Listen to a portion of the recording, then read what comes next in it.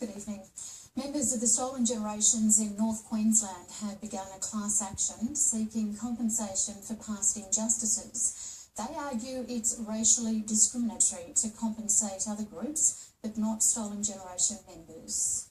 This is footage of Mona Mona in the 1950s, which members of the Stolen Generation describe as little more than a prison. From 1913 to the early 60s, the former Seventh-day Adventist mission held mostly Jabbergai children forcibly removed from their families. Kuranda resident June Grogan was one of them. We never had much food to eat. We were all had to fend for ourselves. Lawyers representing Stolen Generation members sent to missions in Mona Mona, Wudjil and Hopevale in North Queensland will know in October if the federal court will allow them to proceed with the class action.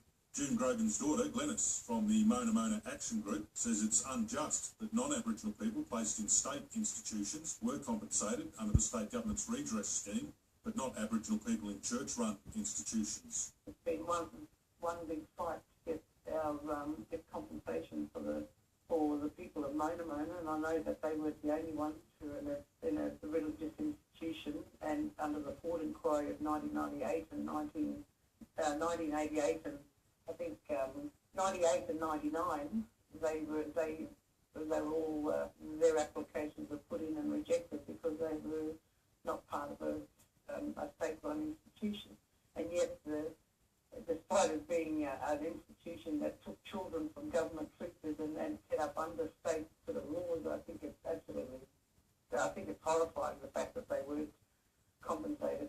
A lawyer representing the group, Kirsten Lesina, says so far about 90 members will be seeking compensation of up to $42,000 each. Ms Lesina says if the class action is rejected by the federal court, Stolen Generation members may take legal action individually. There is a process where they could put in a complaint to the Australian Human Rights Commission, and through that process, if it doesn't settle, there is the chance then to proceed individually to the federal court, so not as part of a class action, but to run an individual case in the federal court. But our office can be contacted for any people that are looking at joining the class action.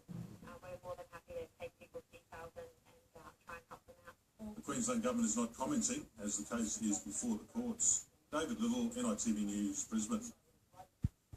The Royal Commission into